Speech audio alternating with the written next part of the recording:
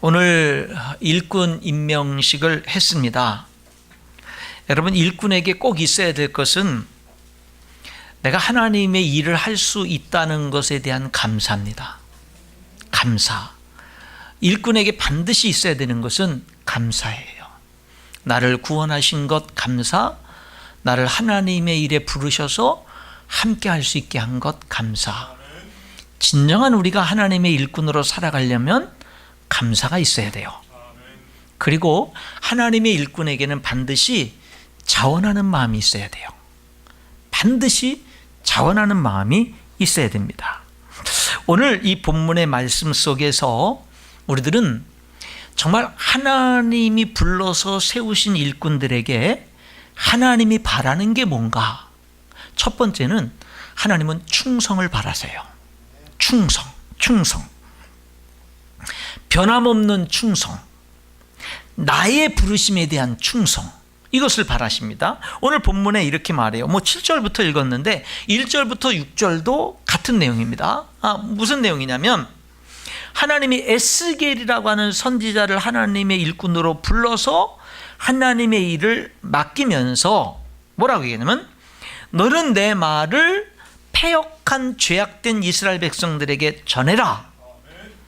만약에 지금 죄악을 행하고 죽을 짓을 하고 망할 짓을 하는 그들에게 너가 내 말을 전하지 않으면, 그래서 그들은 계속 망할 짓을 하다가 죽고 망해버리면 그 책임을 내가 너에게 전하라고 했는데 내가 전하지 않은 그 악인들은 죄악 가운데서 죽어서 망하겠지만 그 책임을 전하라고 했는데 전하지 않은 에스겔 너에게 내가 묻겠다.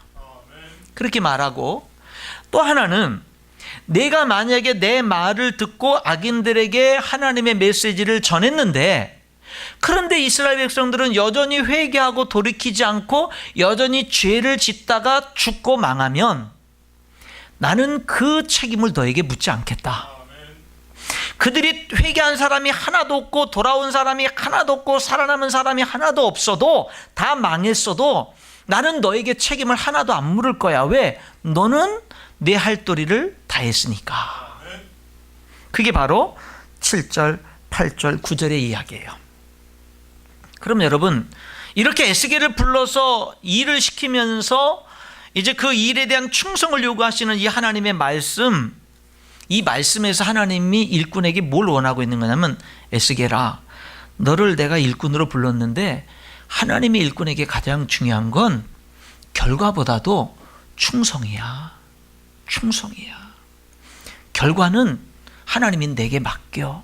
그리고 너는 충성하면 돼. 근데 여러분, 이게 쉬운 게 아닙니다.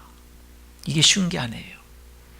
제자훈련 하는데요, 제자훈련을 하면은 5명 이상이 안 되면 제자훈련을 그 해 시작하지 않습니다.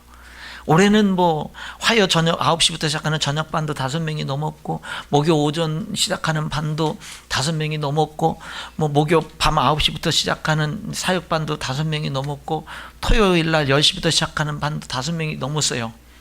전 속으로 은근히 한 4명 정도 돼서 안 했으면 좋겠다 했는데 다 넘었어요. 그래가지고 이제 다 1년 동안 한 번 시작이 되면 도중에 탈락하는 사람이 있어도 1명이 남아도 계속 진행을 하거든요. 이게 연말 됐잖아요. 그러니까 여러분, 최근에는 무슨 현상이 일어난 줄 아세요? 어떤 반에, 제가 어떤 반이라고는 얘기는 안 하겠습니다. 어떤 반에 제가 딱 가잖아요. 시간이 돼서 1명도 안 와요. 제가 가서 10분이 돼도 1명도 안 와요. 15분이 돼도 1명도 안 와요. 여러분, 그 참담한 심정을 아십니까? 예, 제가 모든 것을 다 지쳐두고 거기에 올인해가지고 딱 나왔는데 아무도 안 올 때, 그러다가 한 20분 늦게 한 사람이 딱 나타납니다. 그럼 그 사람하고 2시간 동안 제자훈련을 하는 겁니다. 그렇게 하는 겁니다. 예, 그렇게도 해요. 그러다가 또 끝나기 한 20분 전에 한 사람이 나타나면 둘이 더 하기도 합니다. 네. 여러분, 그런데요, 그 한 사람이 중요한 거예요. 그 한 사람이 중요한 거예요. 여러분, 우리들이 어떤 하나님의 일을 할 때요, 사람들이 다 호응하고 다 따라주고 다 박수 쳐주고 잘한다 그러고 응원해주고 그러면 하나님 일 할 맛 나지요. 그런데요, 하나님 일 하다 보면 아무도 관심 안 갖고 아무리 하자고 해도 반응을 안 하고 아무도 따라주지 않냐고 나 혼자인 것 같고 다 외면하는 것 같고 나만 왕따 되는 것 같고 아무도 관심 안 갖는 것 같고 하나님 일 하다 보면 누구나 다 그런 일들을 경험합니다. 하나님 일 하다 보면 누구나 다 그런 일들을 경험해요. 여러분, 그때 하나님이 뭐라고 말씀하시는 줄 아세요? 그래도 그런 결과, 사람들이 따라주냐 안 따라주냐 이런 것보다 더 중요한 게 뭐냐면 내가 너를 불러서 너에게 맡긴 그 일에 내가 충성하는 게 더 중요한 거야. 하나님의 일은요, 열매가 있어서만 하는 게 아니에요. 여러분, 이 에스겔이나 예레미야나 이 시대의 선지자들은요, 하나님의 일을 부름받아서 고난 가운데 했는데 열매가 없는 겁니다. 여러분, 이 에스겔 선지자의 하나님의 그 소명의 특징이 뭔지 아세요? 이겁니다. 이스라엘 백성들이 듣든지 안 듣든지 전해라. 이게 특징이에요. 에스겔서 2장 3절 4절 5절에 보면 에스겔아, 내가 너를 패역한 백성들에게 보낸다. 내가 너를 하나님을 배반하는 자들에게 보낸다. 내가 너를 얼굴이 뻔뻔한 자들에게 보낸다. 내가 너를 마음이 굳은 자들에게 보낸다. 그들이 듣든지 안 듣든지 너는 내 말을 전해라. 이렇게 말하고 있는 거예요. 에스겔서 3장 11절에 에스겔아, 나는 너를 하나님의 말씀을 듣지 않으려고 하는 사람들에게 보내는 거야.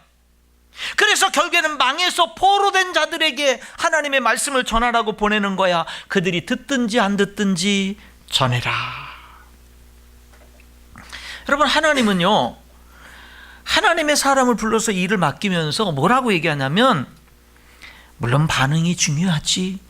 사람들이 너가 그 수고하고 헌신하고 땀 흘리고 일한 것에 대해서 사람들이 알아주고 사람들이 반응하고 사람들이 하나님의 뜻대로 돌아와서 좋은 열매를 많이 맺으면 좋겠지. 그런데 하나도 열매가 없어도 그래도 해. 그래도 해. 이게 오늘 본문의 말씀이에요. 이스라엘 백성들이 말씀을 전했는데 그들이 안 들어가지고 망하면 그러면은 그들의 책임이고 에스겔에게 상관없지만 네가 안전해서 그들이 죄악 중에 망하면 너에게 책임이 있다라는 겁니다.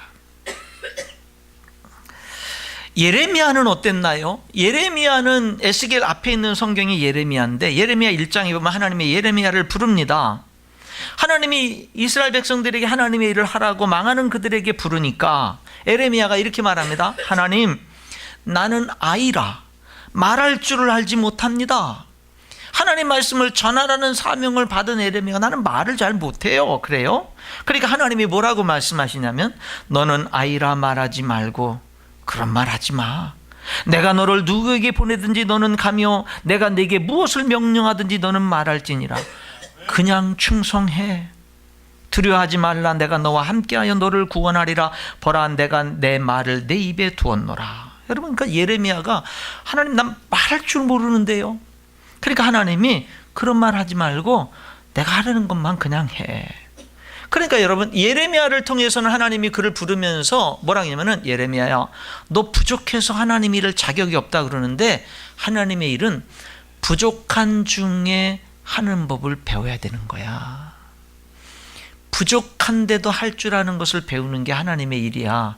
근데 그 일이 뭔지 알아? 순종하면 돼. 그냥 하라는 거 하면 돼. 그것을 다른 말로 표현하면 충성이죠. 극동방송 좋은 아침입니다. 오프닝 멘트 2018년 10월 11일 오프닝 멘트에 진행하는 송옥석 PD는 조연산 목사님의 말의 힘이라는 책에 나오는 글귀를 인용했는데 이런 내용이 있습니다. 썩은 것을 썩었다고 말하고 어둠을 어둠이라고 말하는 것이 우리의 사명이 아니다. 우리의 사명은 그 썩어진 가운데 소금이 되는 것이고 어둠 가운데 빛이 되는 것이다 그랬어요. 여러분, 내 주변에 어떤 목사님이 어떻고 내 주변에 어떤 장로님이 어떻고 어떤 집사님이 어떻고 어떤 하나님의 사람이 어떻고 그런 것들이 우리들에게 영향을 안 미칠 수는 없죠. 안 미칠 수는 없죠. 그런데 여러분, 오늘 본문에서 하나님이 우리에게 강조하는 게 뭔 줄 아세요? 근데 그보다 더 중요한 게 있어 라는 거예요. 더 중요한 게 있어. 그 더 중요한 건 뭐예요? 너의 부르심에 대한 너의 충성이야. 너의 부르심에 대한 충성. 그게 다른 사람이 어떻게 된 것보다 더 중요한 거야 라고 말해요. 그러니까 여러분 이거지요. 내 주변이 어떻게 요동치든지 나는 예배자인가? 내 주변이 어떠하든지 나는 하나님의 음성에 귀를 기울이며 하나님의 음성을 듣고 그 음성을 따르고 순종하는 자인가? 내 주변의 사람들이 어떠하든지 나는 변함없이 하나님을 경외하는 자인가? 하나님을 섬기는 자인가? 하나님이 내게 원하시는 자리에 나는 있는 자인가? 오늘날 교회가 어떤 모습이든지 나는 하나님이 핏값으로 사신 그 교회를 사랑하고 섬기고 세우는 자인가? 이게 중요하다는 거예요. 여러분, 하나님의 일꾼에게 중요한 건 충성입니다. 그 충성은 환경 때문에 흔들려서도 안 되고 사람 때문에 흔들려서도 안 되고 그리고 사람들의 반응이 있느냐 없느냐에 따라서 흔들려도 안 되고 사람들이 알아주느냐 안 알아주느냐에 따라서 흔들려도 안 되는 거예요. 그 사명에 대한 충성은 나에게 그 사명을 맡기신 하나님을 바라보고 하는 거예요. 그게 하나님의 일꾼이에요. 또 하나 여러분, 하나님이 하나님의 일꾼에게 원하는 또 하나는 뭐냐면 생명의 사역을 하라는 거예요. 긍정적인 일꾼이 반드시 되라는 거예요. 생명을 전하는 일꾼이 되라는 겁니다. 여러분, 오늘 여기 10절에 있는 말씀을 보면 이스라엘 백성들이 이렇게 말하죠. 그런즉 인자야 너는 이스라엘 족속에게 이르기를 너희가 말하 이르되 우리의 허물과 죄가 이미 우리에게 있어 우리로 그 가운데서 쇠퇴하게 하니 어찌 능히 살리오. 이 10절을 자세히 읽어보면 좌절한 거예요. 낙심한 거예요. 이미 포기해버린 거예요. 이미 우리는 끝났다. 이미 우리는 돌이킬 수 없다. 너무 늦었다. 끝났다. 이런 얘기를 이스라엘 백성들이 하는 거죠.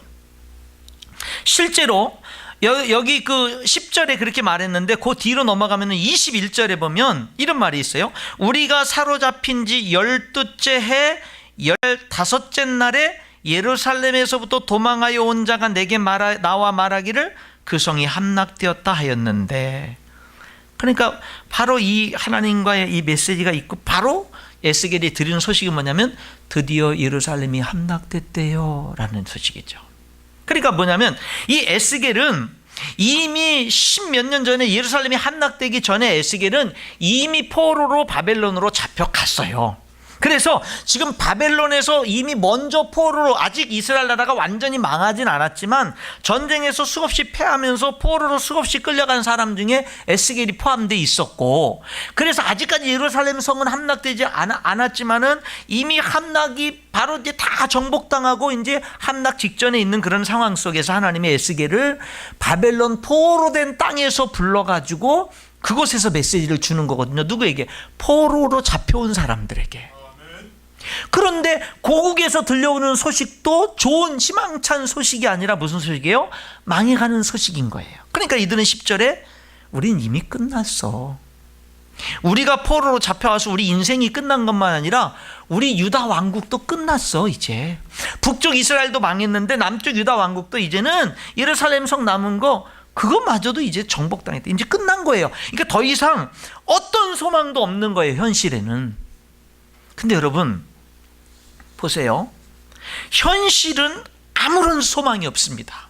그러니까 이스라엘 백성들도 지금 뭐라고 얘기하냐면 이미 우리의 허물, 우리의 죄가 이미 우리에게 있어서 그 죄값으로 우리가 쇠퇴하게 하니 어찌 능히 살리오. 그러니까 이스라엘 백성들은 우리는 이미 하나님께 너무 많이 죄를 졌어. 우리는 돌이킬 수가 없어. 이미 하나님이 그렇게 수없이 기회를 준 것도 다 놓쳐버렸고 이제 우리는 아무런 소망도 없고 끝났고 망했어. 지금 모든 사람들이 다 망했다고 얘기하는 거예요. 다 끝났다고 얘기하는 거예요. 소망이 없다고 다 얘기하는 거예요. 이제는 절망만이 우리들에게 남아있다라고 얘기를 하는 거예요. 근데 여러분, 그런 사람들에게 이 하나님이 에스겔에게 뭐라고 하나님의 메시지를 전하게 하냐면 11절이죠. 너는 그들에게 말하라. 주 여호와의 말씀이니라. 나의 삶을 두고 맹세하노니 나는 악인이 죽는 것을 기뻐하지 아니하고 악인이 그의 길에서 돌이켜 떠나 사는 것을 기뻐하노라. 이스라엘 족속아 돌이키고 돌이키라. 너희 악한 길에서 떠나라. 어찌 죽고자 하느냐 하셨다 하라. 여러분, 아무런 소망이 없고 절망이고 모든 것이 끝났다라고 하는 사람들에게 하나님은 에스겔에게 무슨 메시지를 전하라고 하는 거죠? 너희들 끝나지 않았어. 우리에게 그래도 소망이 있어. 그 메시지를 전하라는 거예요. 다 끝났다는데, 다 소망이 없다는데, 그 누구도 소망이 있다고 하는 사람이 하나도 없는데, 그런데 여기 소망이 있다고 외치는 한 사람이 있는 거예요. 에스겔이죠. 이 에스겔은 왜 혼자 유독 소망이 있다고 전하는 줄 아세요? 그 속에서 하나님을 보았기에, 하나님을 알기에, 하나님의 말씀을 들었기에 소망이 있다고 전하는 거예요. 에스겔은 하나님이 어떤 하나님인지를 들어서 알았습니다. 어떤 하나님이죠? 나는 악인이 죽는 것을 기뻐하는 하나님이 아니야. 나는 악인이 다시 돌이켜 떠나서 죄에서 떠나서 다시 사는 것을 기뻐하는 하나님이야. 그래서 나는 너희들이 지금이라도 돌아서길 원해. 돌아서고 돌아서라. 여러분, 그러니까 에스겔이 볼 때는요, 현실은 소망이 없는데 하나님을 보니까 소망이 있는 거예요. 여러분, 이 하나님은 어떤 하나님이죠? 이스라엘 백성들이 죄악을 져서 저 먼 곳 바벨론으로 포로로 끌려올 때 함께 와가지고 이 바벨론 땅에서 포로된 사람에게까지도 선지자를 일으켜서 하나님의 메시지를 전하신 하나님이에요. 얼마나 포기하지 않는가 보세요. 하나님이 아직 망하지 않은 이스라엘 예루살렘 그 땅에서만 너희들 망하기 전에 회개하라 이렇게 예레미야나 이런 선자들 통해서 일할 뿐만 아니라 하나님은 심지어 포로로 끌려간 사람들에게까지 같이 따라가서 먼 이국 땅에서 너희들 아직도 소망이 있으니, 지금이라도 돌이키면 소망이 있으니 돌이켜라 이렇게 포로된 땅까지 따라가서 메시지를 전하시는 하나님의 그 열정을 보십시오. 여러분, 하나님의 일꾼은요, 어려운 현실을 보고 낙심하고 절망적인 말을 하는 사람이 아닙니다. 하나님의 진정한 일꾼은 아무리 암울하고 어렵고 힘든 상황 속에서도 하나님을 보는 사람이고 하나님의 음성을 듣는 사람이고 그 하나님의 생명의 메시지를 전파하는 사람이 하나님의 일꾼인 줄 믿습니다. 그러니까 여러분, 우리는 부정적인 사람이 되면 안 돼요.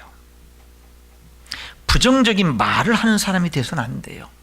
여러분, 만약에 여러분이 부정적인 말, 절망의 말, 원망의 말, 불평의 말을 한다고 한다면 여러분, 그것이 현실이 그래서 그렇다라고 생각되죠? 오늘 성경을 통해서 보면 그거는 보다도 근원적인 이유가 있는데 하나님을 보지 못해서 그러는 거예요. 하나님의 음성을 듣지 못해서 그러는 거예요. 하나님의 일꾼은 환경과 상관없이 생명의 말씀을 전하는 사람입니다. 어떻게? 하나님을 봄으로, 하나님을 알므로, 하나님의 음성을 들음으로 그것이 가능한 거예요.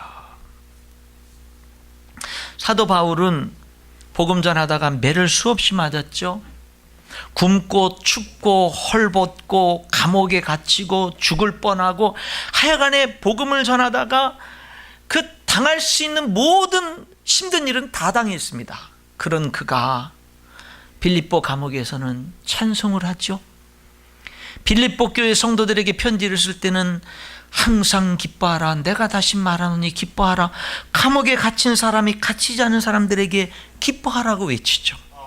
어떻게 그럴 수 있죠? 하나님을 바라보니까, 하나님의 음성을 들으니까. 여러분, 우리가 하나님을 믿으면은요, 우리는 가족 식구들에게도요, 가족이 경제적으로 어렵고 어떤 일에 실패하고 참으로 암담하고 어려운 가운데서도 하나님을 믿는 사람들은 가족 식구들에게 소망의 말, 생명의 말을 하는 줄 믿습니다. 교회에서도요, 오늘날 여러 가지 어려운 일들이 많이 있다 할지라도 교회에서도 하나님의 사람들은 소망의 말을 하고 생명의 말을 하는 겁니다. 그 소망의 말, 긍정적인 말, 생명의 말은 어디서부터 오는 거냐면 하나님으로부터 오는 거예요. 하나님의 음성을 들음으로 오는 거다 이 말입니다. 여러분, 하나님의 일꾼 되시기 바랍니다. 가정에서, 교회에서, 직장에서 어디든지요, 여러분 긍정적인 말, 생명의 말을 하는 하나님의 사람들이 되세요. 그 말의 근원은 환경이 아니라 하나님으로부터 오는 거예요. 또 하나, 하나님의 일꾼에게 하나님이 하시는 말씀은 뭐냐면 이거예요. 끝까지 신실해야 돼. 이것은 저의 기도 제목이에요. 끝까지 신실한 거.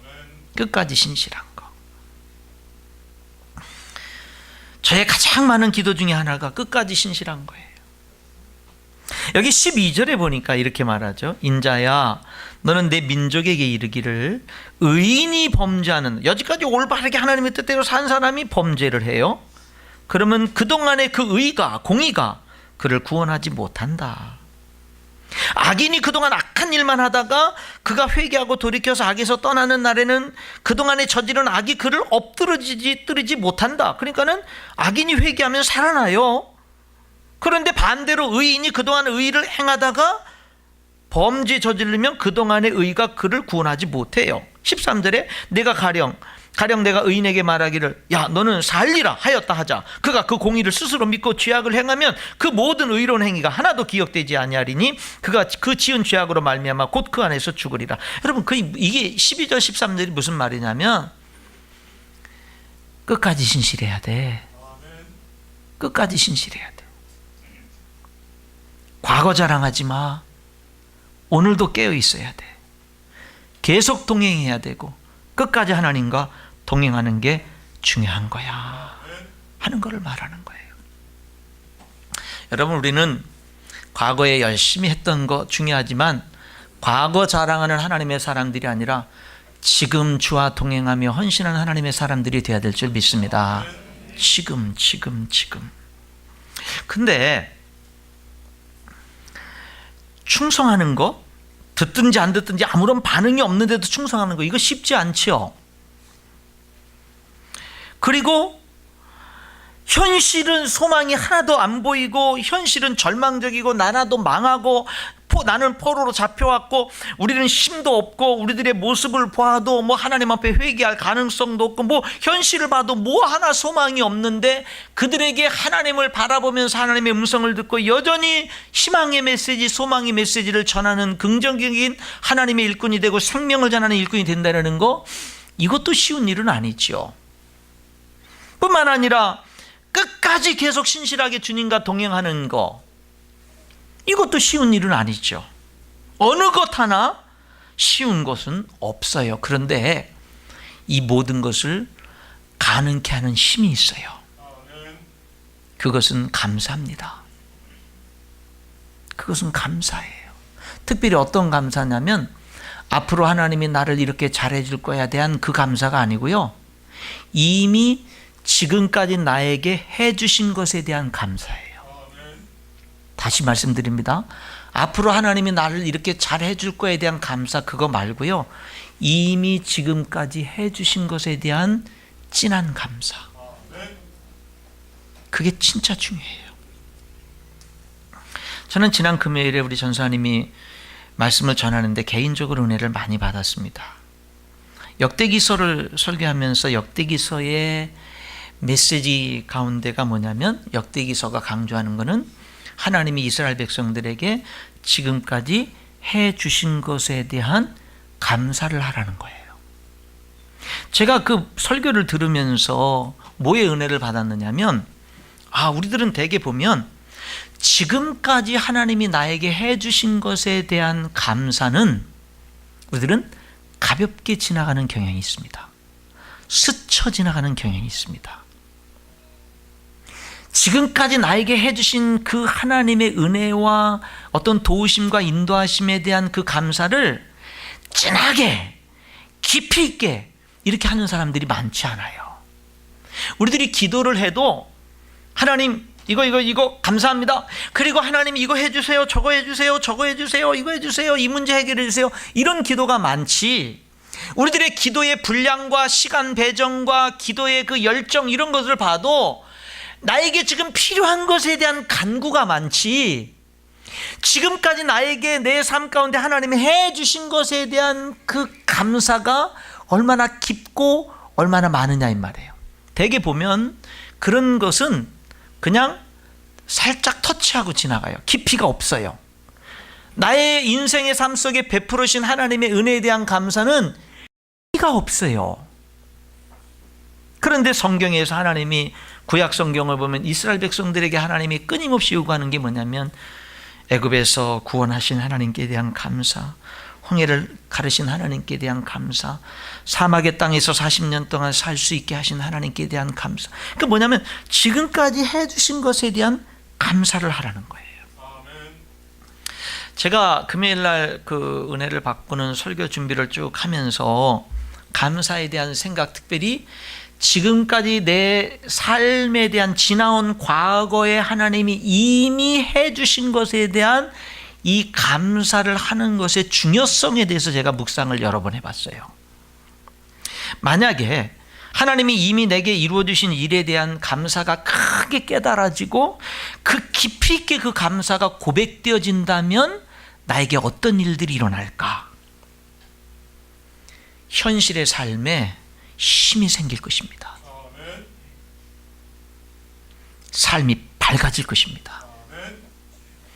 지금까지 인도하신 하나님에 대한 그 감사가 깊이 깨달아지고 정말 그 감사로 충만해진다면 여러분, 우리들은 미래에 어떤 일이 일어날지 모르지만 미래에 대해서도 자신감이 있을 것이고 하나님을 신뢰할 수 있을 것이고 하나님께 맡길 수 있을 것이고 찬양할 수 있을 것입니다. 현실에 지금까지 인도하신 하나님에 대한 정말 제대로 된 감사가 있다면, 하나님이 이스라엘 백성들에게 너희들을 구원하신 하나님, 너희들을 인도하신 하나님을 너희들은 계속해서 이방 많은 사람들에게 전하라 그랬거든요. 근데 여러분, 그 전하는 그 사명도 누가 잘 감당하는 거냐면 지금까지 내 삶을 인도하신 하나님에 대한 그 감사가 깊은 사람들이 하지 말라고 해도 전할 수밖에 없는 거예요. 그래서 신약 성경에 보면 예수님이 병 고쳐준 사람들은요, 예수님이 아무한테도 말하지 마, 그래도 그들은요 막 떠버리면서 예수님을 전했어요. 막 전했습니다. 왜요? 전하지 않을 수가 없었던 거예요. 여러분, 그러니까 예수님은 우리들에게 예수님의 증인되라, 예수님의 십자가의 증인, 하나님의 사랑의 증인되라고 하는데 그 증인은요 누가 할 수 있는 거냐면 내 삶 속에 하나님이 베푸신 은혜가 얼마나 감사한지를 깨달은 사람들은 그 사명 쉽게 감당하는 거예요. 그러니까 여러분, 오늘 우리의 삶이 왜 약한가? 왜 강하지 못한가? 우리의 삶이 왜 풍성하지 못한가? 왜 우리의 삶이 왜 미래에 소망이 없는가? 왜 현실이 밝지 못한가? 왜 우리들이 예수님의 증인된 사명을 감당하지 못하는가? 그 중요한 원인 중에 하나가 뭐냐면 현실에 대한, 지금까지 인도하신 하나님에 대한 감사가 약한 거예요. 감사가 약하니까, 이미 지금까지 인도하신 하나님에 대한 감사가 약하니까 현실의 삶도 약한 거예요. 미래의 기대감도 약한 거예요. 예수님의 증인된 사명의 삶도 약한 거예요. 그런데 만약에 현실에 지금까지 인도하신 하나님에 대한 감사가 강하고 풍성하면 현실의 삶이 풍성해집니다. 밝아집니다. 미래가 풍성해집니다. 사명 얼마든지 감당할 수 있습니다. 여러분, 오늘 우리에게 정말 중요한 게 뭔지 아세요? 감사예요. 깊은 감사의 깨달음, 깊은 감사의 고백. 우리가 필요한 것이 많아서 늘 하나님께 구하지만 좀 많은 에너지를 자꾸 감사를 찾고 자꾸 감사를 고백하는, 그런데 우리가 더 많은 노력을 했으면 좋겠어요. 제가 이 설교를 준비하면서 고등학교 2학년 때 예수님을 영접한 이후로 지금까지 달려온, 하나님과 함께 달려온 제 생애를 돌아봤습니다. 내 지금까지의 생애 쫙 돌아보니까 여러분, 저는 정직하게 이렇게 고백할 수 있어요. 100% 감사합니다. 아마 여러분들도 여러분의 하나님을 믿고 지금까지 이 자리, 오늘 예배드린 이 자리까지 여러분의 삶을 돌이켜보면 하나님을 향해서 보면, 내 삶에 함께 하시고 인도하신 그 하나님을 향해서 여러분들도 보면, 아마 저는 그런 생각, 대다수의 사람들은 내 삶에 인도하신 하나님이 100%다 감사라고 저는 그렇게 느껴질 거라고 생각을 합니다. 저는 하나님께 부족함이 많았어요. 섬기는 것도, 순종하는 것도, 봉사하는 것도, 여러 가지 면에 있어서 나는 하나님께 부족한 게 많았어요. 여러분, 제가 강단에 서서 무릎을 꿇고 기도하면은요, 그러면은 제가 하는 사명이 말씀 전하는 거잖아요. 그러면 여러분, 어떤 때는요, 이 설교 원고를 준비하고 전하는데, 어떤 때는요 100% 준비됐다라는 생각을 못 할 때가 있어요. 하나님, 오늘 너무 제가 설교 준비가 너무 부족해요. 하나님, 너무 부족해요. 그러는 가운데 강단에서 무릎 꿇고 기도할 때 있거든요. 그런데 여러분, 항상 설교 끝나고 내려갈 때는 제가 무슨 고백을 하는 줄 아세요? 하나님, 내가 준비한 설교에 당신은 오늘도 100% 이상으로 역사를 하셨습니다라는 고백이에요. 근데 그것이 설교만이 아니라 제 삶이 그래요.